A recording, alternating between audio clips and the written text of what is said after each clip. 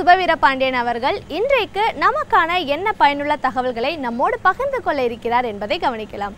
நிகழ்ச்சியில் அடுத்த பகுதியாக வரவிருப்பது ஒன்றே சொல் நன்றே சொல்.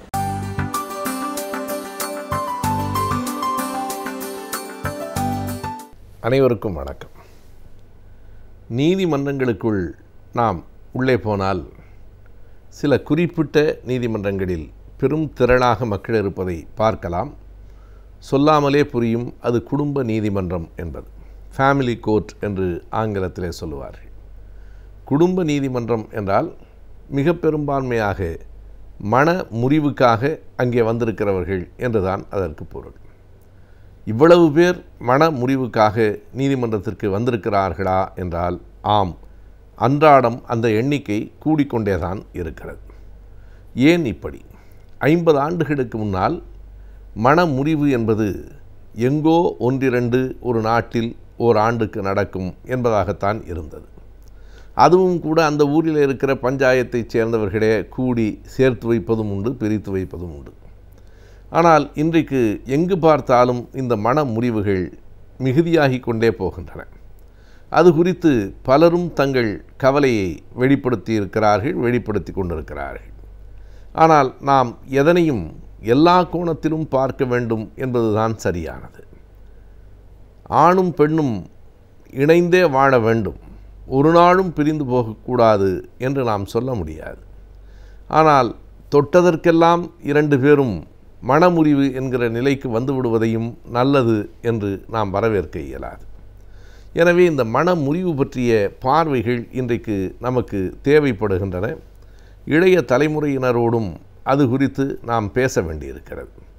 மிக பெரும்பான்மையாக மனமுறிவு நோக்கி வருகிறவர்கள் இளைய தலைமுறையை சார்ந்தவர்களாகத்தான் இருக்கிறார்கள். இன்னமும் சரியாக வயது குறிப்பிட்டு சொல்ல வேண்டுமானால் 40 வயதுக்கு உட்பட்டவர்கள்தான் நிறைய பேர் வருகிறார்கள். 50-60 வயதானதற்கு பிறகு மனமுறிவு என்பது தேவையில்லை என்று ஒரு கருத்து இருக்கலாம். ஆனாலும் இது தலைமுறைகளின் இடைவெளிகளில் நிகழ்கிறது. நாம் மனமுறிவை எப்படி பார்க்க வேண்டும்? ஏன் அதன் எண்ணிக்கை கூடிக்கொண்டே போகிறது என்றால், மிக சாதாரணமாக பலரும் ஒரு காரணத்தை சொல்லுகிறார்கள். ஆண்களுக்கும் பெண்களுக்கும் தன்முனைப்பு, ஈகோ அதிகமாகிவிட்டது, எனவே அவர்கள் சண்டையிட்டு பிரிகிறார்கள் என்று. அது ஒரு காரணமாக இருக்கலாம். ஆனால் அதுவே காரணம் என்றோ, மனமுறிவு என்பது ஒரு சமூகத்தின் வீழ்ச்சி என்றோ நாம் சொல்லிவிட முடியாது. அதற்கு சில நல்ல இன்னொரு பக்கமும் கூட இருக்கவே செய்கிறது. மனமுறிவில் ஏதேனும் நல்லது இருக்குமா என்று கேட்டால், ஒரு சமூக பார்வையில் சில நன்மைகளும் உள்ளே இருக்கவே செய்கின்றன. பெண்களுக்கு ஏற்பட்டிருக்கிற விழிப்புணர்ச்சி, பெண்களினுடைய பொருளாதார தற்சார்பு, ஆண் பெண் விகிதத்திலே பெண்களின் எண்ணிக்கை குறைந்து போயிருப்பது என்கிற இந்த 3ஐயும் நாம் கவனமாக எடுத்துக்கொள்ள வேண்டியிருக்கிறது. இந்த 3ம் மனமுறிவுக்கு இன்னொரு விதமான காரணம். தன்முனைப்பு, ஈகோ, நான் பெரியவனா நீ பெரியவளா என்பதில் வருகிற அந்த சண்டைகள், விட்டு கொடுக்க முடியாத மனம், இவைகளெல்லாம் சரியாக்கப்பட வேண்டும் என்பது ஒரு பக்கத்தில் உண்மையானால், இன்னொரு பக்கத்தில் இப்படிப்பட்ட காரணங்களும் இருக்கின்றன என்பதை நாம் மறந்துவிடக்கூடாது. அடிப்படையில் பெண்களுக்கான விழிப்புணர்ச்சி, ஆணும் பெண்ணும் 70 ஆண்டுகள் 60 ஆண்டுகள் 2 பேரும் ஒற்றுமையாக இருந்தார்கள் என்றால் அந்த ஒற்றுமை எந்த அடிப்படையில் இருந்தது என்று நாம் பார்க்க வேண்டும்.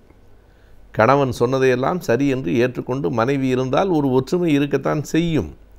அதனை தாண்டி நானும் உனக்கு சமமானவள்தான், ஆணை விட பெண் எந்த விதத்திலும் குறைந்தவள் இல்லை என்கிற விழிப்புணர்ச்சியும் கூட, இனி நாங்கள் உங்களுக்கு அடிமையாக இருக்க முடியாது என்கிற ஒரு பிரகடனம், அதன் விளைவாகவும் கூட அதனை ஏற்காத ஆண்களிடமிருந்து பிரிந்து போகிற இயல்பு பெண்களுக்கு வரலாம், வந்துதான் தீரும்.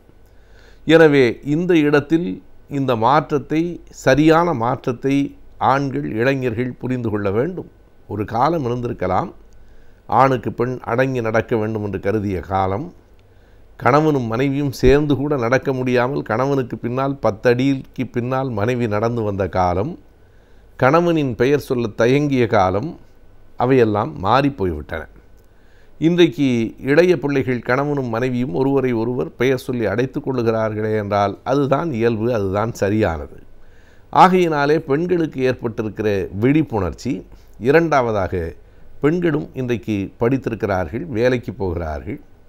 எனவே அவர்களுக்கு பொருளாதார தற்சார்பு, ஃபினான்ஷியல் இண்டிபெண்டன்ஸ் என்று சொல்லுகிறார்களே, அப்படி பொருளாதார தற்சார்பு ஏற்படுகிறது. பலர் அதனை தவறாக எப்படி சொல்கிறார்கள் என்றால், படிச்சிருக்கிற திமிரு இல்லைன்னா சம்பாதிக்கிற திமிரு என்கிறார்கள். அது திமிரு அல்ல. படித்திருப்பதும் சம்பாதிப்பதும் நம்முடைய பிள்ளைகள் தானே. பெண்கள் மருமகள்களாக இல்லை, மகள்களாகவும் இருக்கிறார்கள் இல்லையா? எனவே பெண் படித்திருப்பதும் வேலைக்கு போவதும் தான் ஒரு சமூகத்தின் வளர்ச்சிக்கு சரியானது. ஒரு பறவை பறக்க வேண்டுமானால் அதன் 2 சிறகுகளாலும் தான் பறக்க முடியும். ஒற்றை சிறகு உள்ள பறவை உலகத்தில் கிடையாது. ஒற்றை சிறகினால் பறவைகளால் உலகத்தில் பறக்கவும் முடியாது. ஆண் ஒரு சிறகென்றால் பெண் இன்னொரு சிறகு. ஒரு சிறகு இன்னொரு சிறகை தொடர்ந்து காலகாலமாக அடிமைப்படுத்த முடியாது. எனவே 2 சிறகுகளாலும் ஒரு சமூகம் பறக்கத் தொடங்கி இருக்கிறது என்றால் அது வளர்ச்சியே தவிர அதனை திமிர் என்று பார்க்க வேண்டியதில்லை. எனவே பொருளாதார தற்சார்பு வந்துவிட்ட காரணத்தால் இனி சாகும் வரையில் இவனைத்தான் பணத்துக்கு நம்பியிருக்க வேண்டும் என்கிற நிலையில்லை என்கிற போது அவன் அடக்குமுறையை தாங்கிக் கொள்ள வேண்டும் என்கிற தேவையில்லை என்று விலகி போகிற அந்த காரணமும் இருக்கிறது.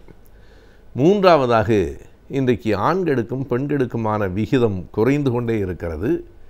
100 ஆண்கள் என்றால் பெண் குழந்தைகள் 88 தான் பிறக்கின்றன என்று கணக்கு சொல்லப்படுகிறது. அதற்கான சமூக காரணங்களை நாம் அறிவோம். பெண் குழந்தைகள் என்றால் சிசுக்களாக இருக்கிற போதே அடித்துவிட்ட கொடுமை இந்த நாட்டில் நடந்தது. பெண்களுக்கு தாயினுடைய கர்ப்பப்பை கூட பாதுகாப்பானதாக இல்லை என்பதுதான் இங்கே இருக்கிற நிலை. ஆகையினால் அப்படி பெண்களினுடைய சிசுக்கள் அழிக்கப்பட்டதனால் பெண்களினுடைய எண்ணிக்கை குறைந்து இன்றைக்கு ஒரு ஆணுக்கு ஒரு பெண் என்றால் 12 ஆண்களுக்கு பெண்கள் இல்லை என்கிற நிலை ஏற்படுகிறது. எனவே பெண்களினுடைய எண்ணிக்கை குறைவாக இருக்கிற போது அவர்களினுடைய தேவை கூடுதலாக ஆகிறது. ஆகையினாலே இந்த வரதட்சணை போன்ற கொடுமைகள் குறைந்தே ஆக வேண்டிய கட்டாயமும் நம்மை நெருங்கி கொண்டிருக்கிறது. பெண்ணே கிடைக்காத போது வரதட்சணையோடு வந்தால்தான் திருமணம் என்று எப்படி சொல்ல முடியும்? பெண் வந்தால் போதும் என்கிற நிலை வரப்போகிறது. எனவே மன முறிவுக்கு பின்னால் இப்படி சில நல்ல காரணங்களும் இருக்கின்றன. விட்டு கொடுக்காத, அன்பை பரிமாறிக்கொள்ளாத தீய காரணங்களும் இருக்கின்றன. அவை சரி செய்யப்பட வேண்டும். இவை புரிந்து கொள்ளப்பட வேண்டும். இது இப்போதைய நிலைதான். காலங்கள் மாறும். ஆணும் பெண்ணும் சமத்துவம் என்பதை இருவரும் புரிந்து கொண்டு இருவரும் அமைதியாக நடத்துகிற இல்லறம்தான் உலகத்தில் சிறந்ததே தவிர அடிமையாக இருக்கிற இல்லறம் என்றைக்கும் சிறந்ததில்லை.